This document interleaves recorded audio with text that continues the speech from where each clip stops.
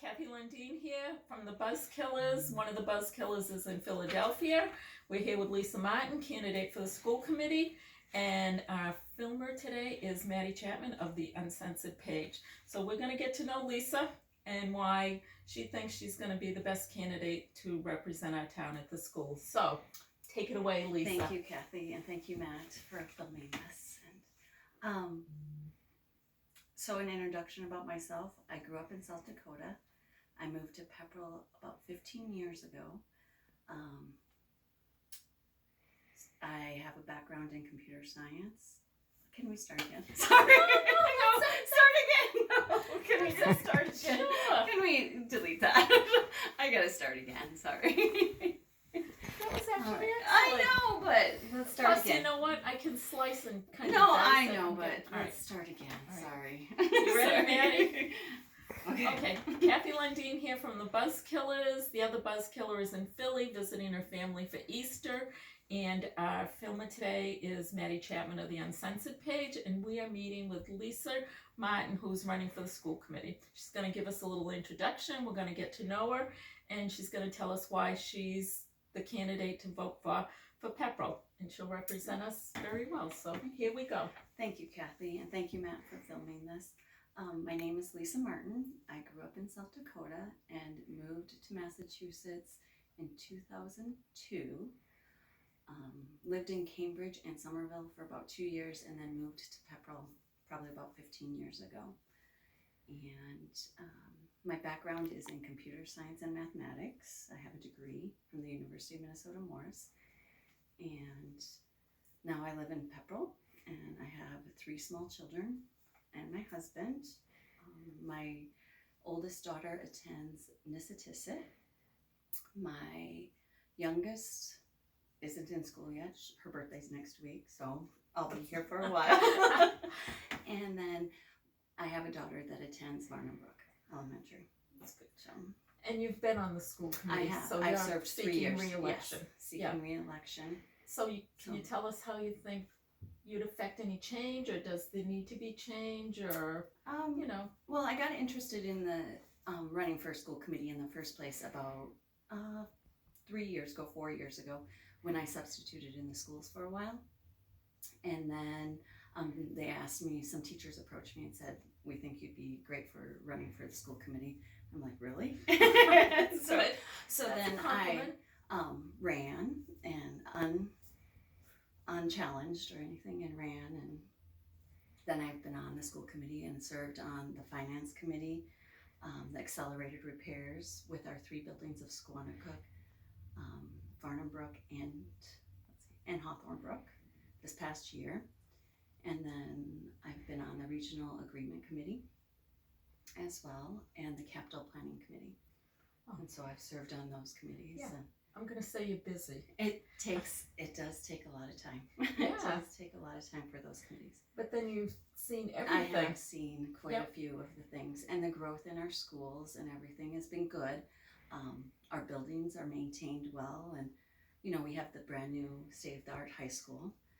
We did the accelerated repair projects, and Varnum Brook is looking great, Hawthorne Brook is looking great, and Squanicook. They're all doing well. Very good. So just a couple of questions. Communications between the towns and the schools. That seems to be an ongoing thing. How could you improve it? Do you think it's okay? How can you get the message out? I think there's ways that we can do that. I think we have a new superintendent this year, and he's getting his footings. You know, it's hard for a first year. And then I think there's going to be more communications. He's already been great in communicating out and different things. I think the school committee can take on some of that too and help communicate more and know what issues are coming about and what things we need to focus on. Do you feel that the state restricts the schools in any way? Too many state regulations? There's always state mandates that we have to follow. Uh-huh. Some of them are funded and some of them are unfunded. And we have to follow those. And that's sometimes what impacts our budget the most, is when it's unfunded. You know, because we've been promised, education's been promised money in the past and we haven't seen it.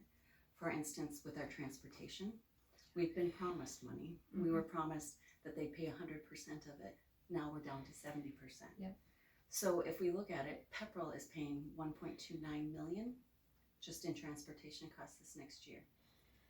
That's unbelievable. And It's a isn't lot. the regulation that every child needs a seat Every regardless child needs a of seat whether they're regardless. on the bus? And it's hard because there are so many less transportation companies, and we only get one bid when we put out a bid, generally. And over the next 3 years, the bid that we're currently looking at is a 20% increase over the next 3 years. Wow. And so that impacts our budget greatly. Yeah. And that people need to understand that transportation is a big portion of our budget. Yeah. I didn't actually realize how big of a one, but Yeah. then when you like start to investigate and listen, it is unbelievable. It is, and that's the thing that, that's why people need to come to the meetings or inform themselves Yep. about Yep. why our budget is our budget. Yep. We're not spending extra money. We don't have No. extra money to spend. No. We love extra money. Everybody loves extra money. Yeah. But the school has this year come to like a 2.7%, which has actually helped the overall. town immensely. Yeah. So how do you see that impacting the school from your point of view? Are you happy with it? Do you wish it didn't have to be? I wish it didn't have to be, but we understand that it has to be, because when nobody wants cuts, nobody wants it, because when we talk about cuts in a school, it's cuts to our educational programs, it's cuts to our teachers or our paraprofessionals, our custodial staff, and those are cuts that no one wants to face. Right. So from the school's point of view, a town should be working on getting more revenue. So everybody kind of benefits. Yes, everyone benefits. And the thing to also look at is we need a strong school system to attract families to our schools and keep our families here as well and keep our students enrolled. So that was a question when we interviewed Tom, Yeah. that kids leave, and the question was, why do they leave? Well, is there a specific reason, a variety of reasons? There's a variety of reasons. Sometimes public education is not designed for every child, and the child needs to find what works for them. And so, but with public education, we need to keep evolving and to make sure that we're offering what we can to our kids, to make sure that they want to stay here. Give them the athletics, give them the arts programs. We have strong programs. We want to keep those programs. And sometimes when schools will cut, and I know the superintendent has talked about this, when we've cut athletics or arts, we end up losing some of our kids to different schools because they offer those things. And it's a death spiral. He's called it a death spiral for schools. And it is, because people will leave, the revenues are gone, and so we need to keep our schools strong. Do you see the way you educate kids is changing? It's always evolving. It's always evolving. And if we don't evolve, we lose kids. We need to build in the online programs, and we have those. We offer those to kids. We do different things. That's good to know, Yep. because actually I didn't know that. We I have don't really media. kids in school. Yeah, we have media programs for kids. They do. We have a state-of-the-art media center over in the new high school where they film. I know that the Pepperell community, what's her name? PC, the media. Yep. They have given the Nissatisset money to build a filming studio and everything, and so they've done that, and they supply that, and so we do stay on the edge. Yeah, that's And we also have to stay competitive with our teachers, and our teachers, we need to attract the best teachers that we can for our students, and we need to give competitive wages. So, teachers and unions. Yes. Can you hire teachers not unionized? No, they need to be. They have to. Is be in the union. that's statewide? Yeah. They belong to the union now. They can pay dues to the union and things. They don't have to participate in the union necessarily, but they are in the union.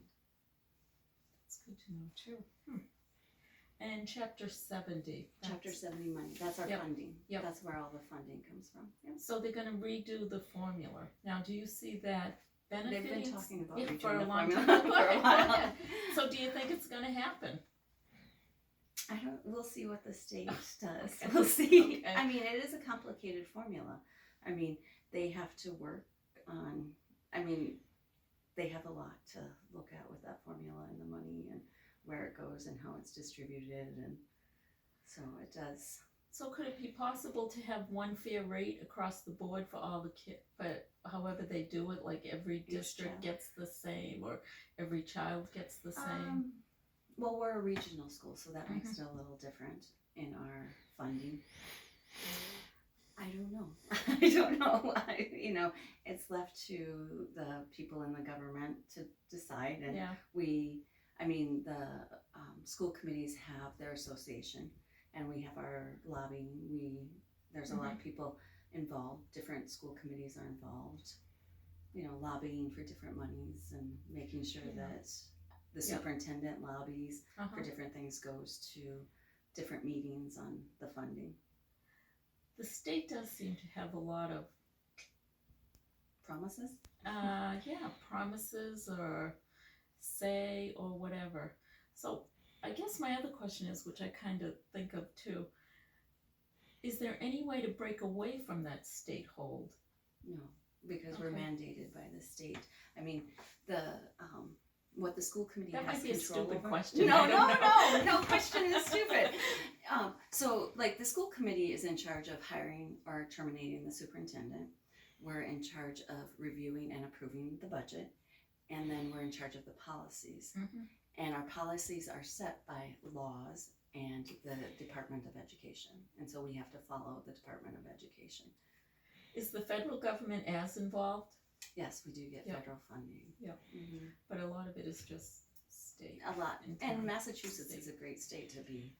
It's got a great education system, and so it does. we should be proud of our education system. It does. Well, I think those are my questions, the highlights. Yeah, Okay. I can't think of really too much more, but maybe if I'm missing anything, just give us the rundown. And as a community, we have to come together and realize that our schools are important to us, and we all know that they are. But the funding, we need the funding, and so does the fire department and everything. But I think there's compromise in between all of us, sitting down and talking collectively as a group. And I know that Pepperell was in a unique situation this year where we had a new superintendent and a new town administrator. So they're new to their roles. And it's hard to understand, even though they understand it, they're learning a lot. They're learning a lot, and they have to learn how to work. So I think just as a community, we have to come together and understand that we need to work together. I mean, it's for our future, for our kids. We need to take care of all of our kids. Yeah, it is the kids. It is our kids. And, it's hard for kids to be educated when they're in trauma or in suffering or any kind of that. And I think that's what we forget sometimes is we need to be able to help our kids, and we don't all learn at the same levels. We don't all learn at the same time. And it does affect us, and we need those programs to help our kids get through their situations.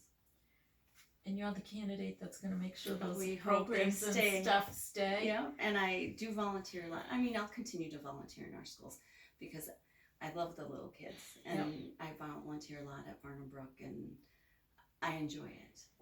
Those kids, they need the extra. Yeah. Even if it is in the library and I get to hand them a book. And, they need that extra. They do. I think they need to see outside people too, other than and the they teachers do. every day. Well, we do. I did help implement a program at Barnum Brook to bring the seniors in every other month, and they read a book, and the teachers supply them breakfast. Oh, that's good. And we sit there and we chat, and then they go off and read with the kids, and they enjoy it. The seniors enjoy it a lot. Yeah, they do. Yep. And the teachers enjoy it, and the kids enjoy it. I mean, and then they go out in the community and they see each other in the store and high five each other, and so it's great. It is great because of the generational thing to, elderly people sometimes can be a little intimidating, so it's good to build that relationship. And some of these kids don't have grandparents to look up to, and they really do enjoy it, and the teachers enjoy it as well. And that's the thing is we need to bring the community into our schools as well. And I know that it's on our strategic plan to do that. We just need to work together. I think that's how we Good. accomplish our goals. Great. Well, I'm all done. All right. That's your I'm done as well. work together to accomplish our goals. Yes. Lisa Martin, school committee candidate. Just remember to vote April 22nd. That's Monday. It's coming up. Thank you, Lisa. Thank you. No, Kathy. thank you. That was good. Yeah. Was that good?